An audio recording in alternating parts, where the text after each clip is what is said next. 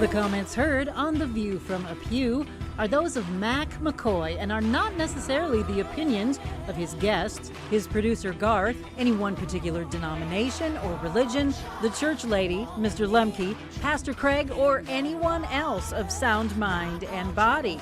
Now, here is today's The View from a Pew, heard all around the world on YouTube. Just search for The View from a Pew.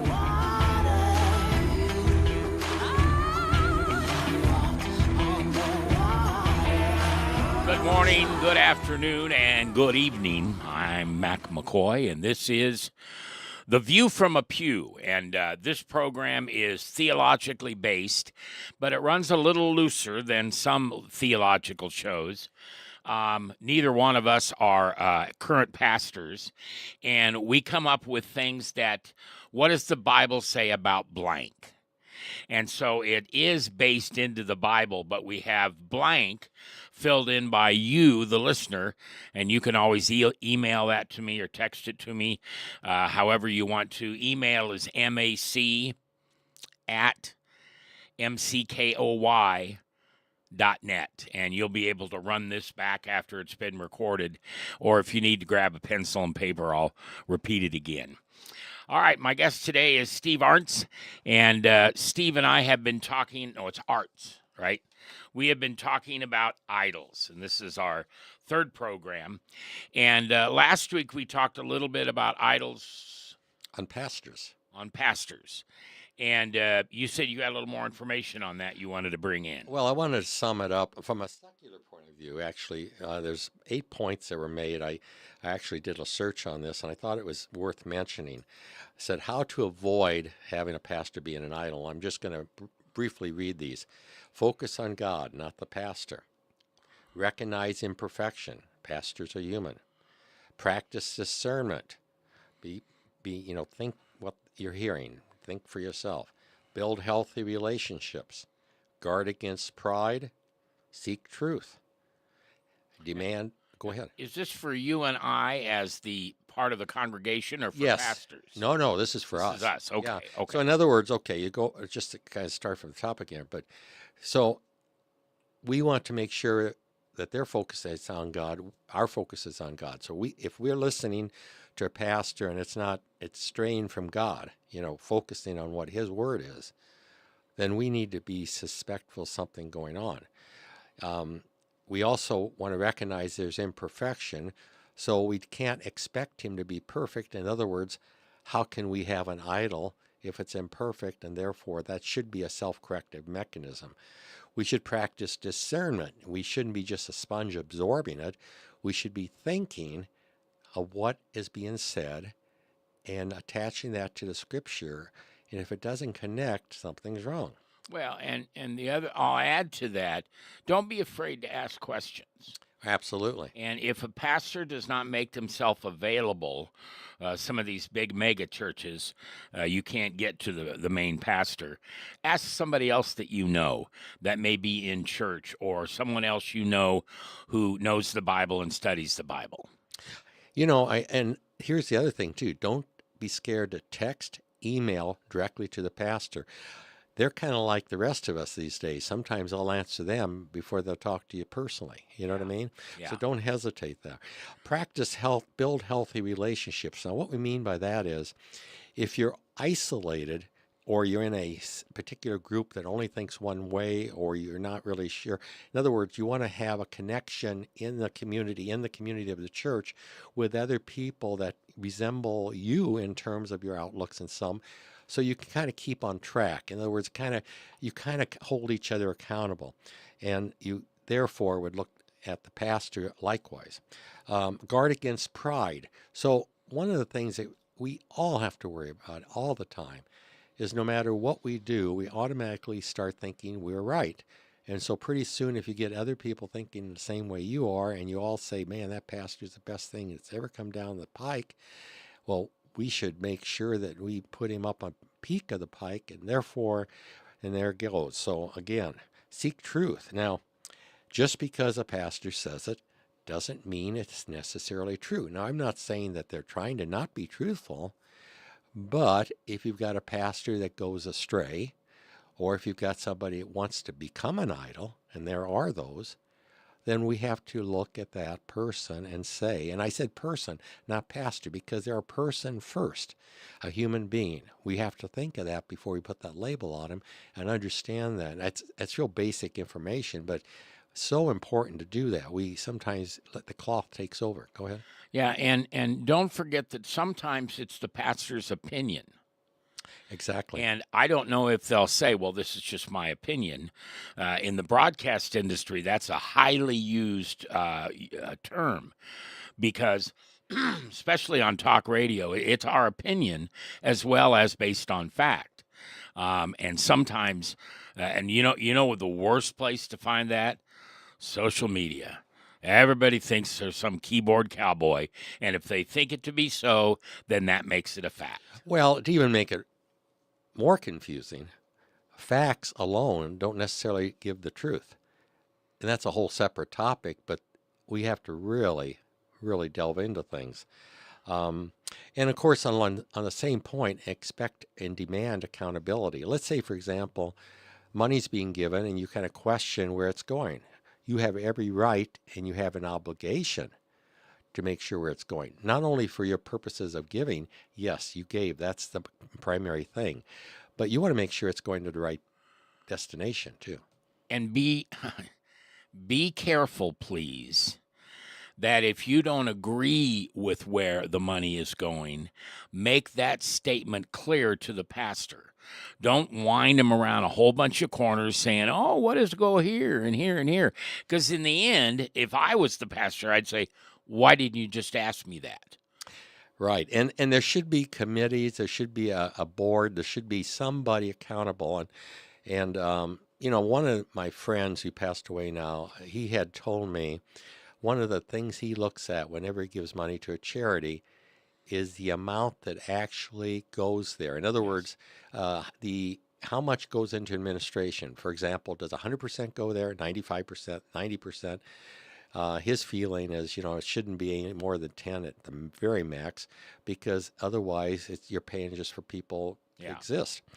Then the last thing, and this is really a summation of all the other points, is remember the gospel. In other words, everything's based on the gospel. So if any of the above points, anything that happens in the church seems to set the gospel aside, or it's different now, that was back then, not now, you got to start looking and start comparing. It isn't bad to seek some truth to those to get some answers yourself then. But I think that kind of sums up a little bit about what we can say about pastors, ways to avoid it. Yeah. Excuse me. The other thing to remember is the pastor is busier than you and I can ever know. And many times he'll find an associate. Maybe it's a secretary. Maybe it's an administrative assistant. Maybe it's another pastor in the church. And they'll gently ask you to go talk to them. Don't be offended. You're talking to the CEO of a church which operates 24/7. And you can get your answer. Don't think that the pastor's pushing you off. Take his information. For instance, you talked about money. If I was asking my pastor something, I'd probably start with the CFO. I'd start with the guy that I know is going to have the answer. Now, and then tell the CFO, if it's not okay for you to answer this, that's all right. I just wanted to come and ask you this question. Be kind. Well, and don't worry, sometimes a little bit of humor doesn't hurt. I just had sent an email to my pastor, and I said, and it was on a Monday, and I said, Craig, I know you're not doing anything today since it's Monday, so, and since you have absolutely nothing happening in your life, could you answer this question? And I said, just kidding, along the way. But if you express that you understand, and despite that, hope you get around to me, that stands out from the guy that just calls and hammers them. I want to know this now, that kind of thing. Yeah. And that's back to being kind, but also just a little bit of humor. Now, Mac, as a transition, would you be shocked if I told you that everyone on earth believes in the Trinity before ever being exposed to it? Would that surprise you? Yes. Well, yeah, actually, I got to admit something here. That was kind of a trick question. A. And so let me explain why I'm saying that. Today we're going to be exploring putting ourselves as an idol. And the idol we have is the Trinity of me, myself, and I. Ah. Yeah, it's a small T, not a big T, Yeah. Mac, and I apologize for that. That's No, kind of I think that's good. I like that. it's kind of like serving mac or Kraft mac and cheese when it's supposed to be original recipe. It's not really the right thing to do, but sometimes it happens. I wanted to mislead you a little bit because, quite frankly, and by the way, for those of you that are great movie buffs, do not confuse this with Me, Myself, and Irene starring Jim Carrey. That was a humorous thing. This is not humorous. This is downright critical.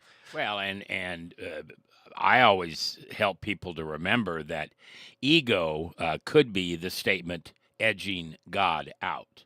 Ah, it makes sense. Yeah, That when makes you sense. do that, then you're the God. You've appointed yourself as God. I feel really second best here now because I've been edged out, so to say, by Mac on something there. But yeah, it's, we worship ourselves at the expense of everybody else. And you might at first say, well, no, not me. Of course not you. You're the exception, right? We all are the exception. But the fact is, that's our human nature. Our human nature is imperfect. We are of a sinful nature.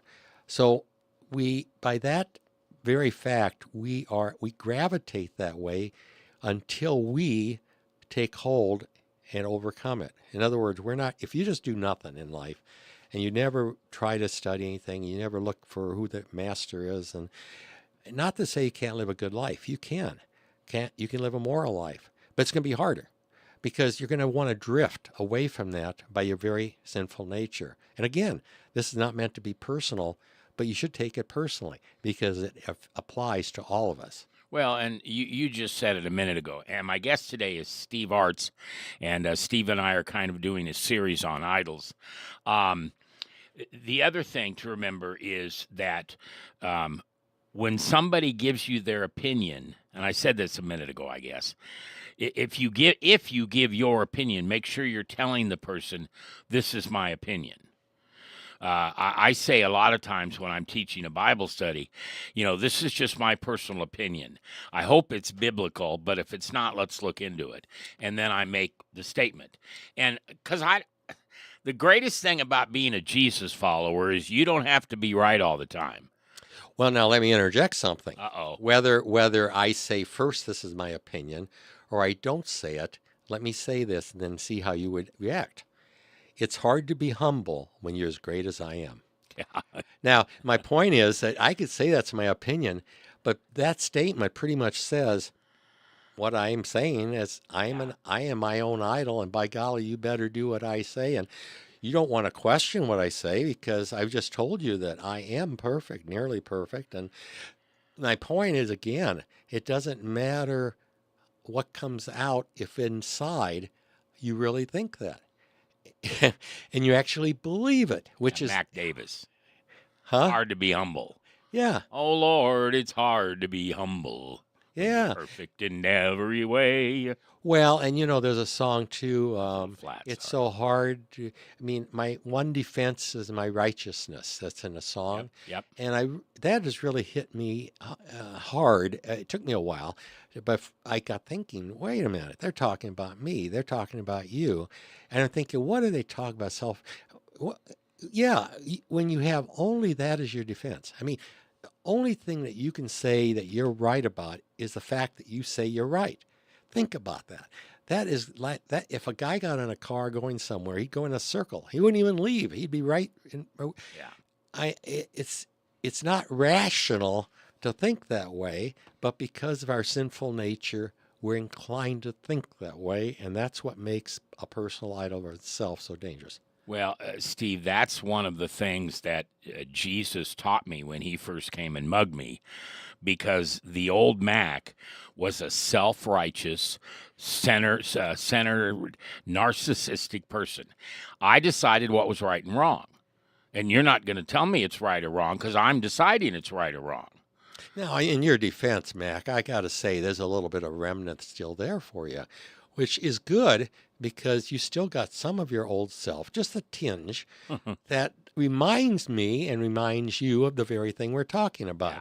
And that is good. You know, one of the reasons. Let me say one thing Sure. quick. So, what Jesus taught me is right and almost right. And it's the almost right that I need to go to the Bible and look up what he said. Well, the secular side would be this: there's good, but there's better. Yeah, okay. So my point counterpoint here is Yeah. not, it's really to supplement. In other words, we all can relate to that. One of the things when I hear somebody say that, and, you know, do a lot of people tell me it's hard to be humble. They may not use those words, but you can pretty much tell when that, you know who that is. Yeah, But and what's your definition of humble? Because I have one that I use. humble is God first. Okay. Period. All right. That's what that I bow below the Lord. Okay. I would say that this one goes with that, not above it, not below it. For me, humility means teachable. If I'm teachable, that means I'm open to your opinion. And I'm being as humble as I can be because I want to know what you think and then talk to you about whether I believe that or agree with it. So That be makes a lot of teachable. sense. I stand corrected by the master because there are so many things that you know. One thing that happens with me though, I used to really get like angry, maybe frustrated when this happens, but now I feel pity, and I say that because when one is worshiping himself, there's zero joy, no joy. Yeah.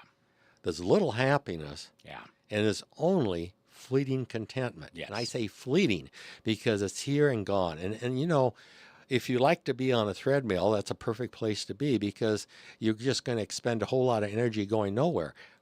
You may be successful, you may have a lot of money, you may do everything, and people say, wow, what a guy, you know, and all that stuff.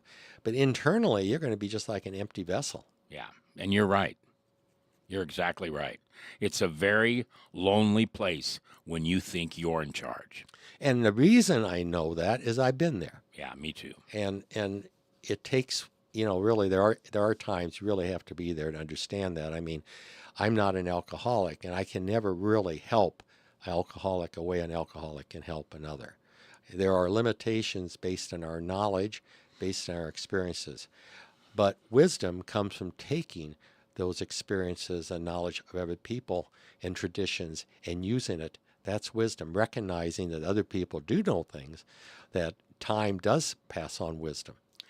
My youngest daughter, who we all love our kids, but I just adore this young lady. She was a lot like me in the old days because I was her dad. And one of the things that she has taught me is that, Dad, sometimes that almost right is where I learn from you. And then she said this to me. I wish I would have written this. I don't know where she got it, but it's great. Wisdom is something you hear, not something you say. That makes a lot of sense. I'm not a wise person, Yeah. but I may say something and you go, "Oh, wow, that's incredible." Well, Well, I you gave heard up it. That's what made it incredible. What really astounds me is I gave up listening to Mac quite a while ago. And so when I do listen, it's an exception to the rule. And I know there's a nugget of truth in that. See, it stands out then. So, you know, there's a verb, or rather a scripture passage I want to interject here. It's from Philippians 3:18, 19. It says, "For as I've often told you before and now tell you again, even with tears, many live as enemies of the cross of Christ. Their destiny is destruction." Underline destruction. Their God is their stomach. I like to use the word appetite. Makes it more real to me. Yeah. And their glory is their shame. Their mind is set on earthly things. To me, that is describing the egocentric person. And basically, all they have at the end is themselves. Yeah. If one could think, I don't know, to me that sounds like loneliness. What about you? Yeah. I mean, that's what it sounds Yeah, like. it does. It's lonely at the top. Yeah. Yeah. Lonely at the top, man, exactly. And that's why God wants a relationship with us, because He's at the top. When I read that, though, what comes to mind? What comes to your mind, Mac? Anything in particular? When what? Read what? When you read that passage, does anybody come to mind? Any one person? Read the passage again for me. Well, basically, it says that hell is going to be full of people with destruction, that lived with destruction, that had their God as their appetite, and their glory was their shame. Who do you think of? Anybody in particular? Yeah.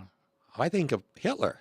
Yeah. I think just interject that as an example. He want his destiny. He destroyed. He did nothing but destroy. He only did what he wanted to do, his appetite at that time. Doesn't make any sense if it was right or wrong, like attacking the Jews. It didn't make any difference. And then he had glory in what he did. All these concentration camps and all these deaths, and he took glory in that. Yeah. Wow. Yeah. I mean, man. Now, do you have to be a Hitler? No. Do you have to be a dictator? No. But those, to me, stand out as examples that we can identify with. And for me, maybe not you, but that kind of makes me want to say, no, I don't want to go there. I don't want to be there. I don't want to spend my rest of my life with these guys. I don't want the Stalin and the Putins and all these people. I mean, wouldn't that be a terrible existence? I mean, to me, it sounds bad. I don't know. Yeah. I want to talk about this later as we go on with the program today. But when people drop the name Hitler and they're comparing Hitler to somebody else, I'm sorry, this is just my opinion. It is almost the epitome of ignorance. A rational person would assume that to be true, and I use that word assume incorrectly, of course, but one would think that one couldn't possibly reason that way. But the fact is, if evil invades your life, reason isn't the same. Just to go a step further, and this again is in the Bible too, and this is why I really, it says that the souls, and I don't have the scripture passage with me right now, but what it basically says that the souls in hell will be full of contempt and shame. In other words, they still will not want God. They still don't feel a need to say, I'm sorry. They never wanted God. They still don't. And at the same time, they will experience shame from their choices. Let me expound on that. What I mean by that is their conscience has been deadened on earth, but it will be a fully functioning conscience in hell. And by that I mean, it's kind of like in Star Wars when the Sith, and they're questioning, the Death Star, and he said, no, it's fully functioning, and he destroys that planet. Well, that fully functioning conscience is going to give the total misery of their shame in hell. And if you can't imagine that, full contempt, imagine that. You would never accept him, and yet, by you not accepting him, you're here by your own choices, and then you're going to be punished because in your conscience you knew better, but you deadened it with drugs and sex and power and everything on earth. But now you're going to have the full weight on your shoulders for eternity. That's bad news.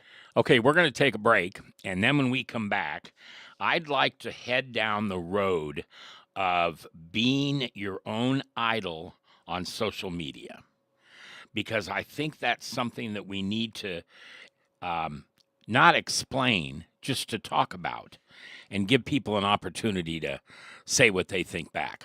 All right, I'm Mac McCoy. I'm with Steve Arts, and this is The View from a Pew. We'll be back.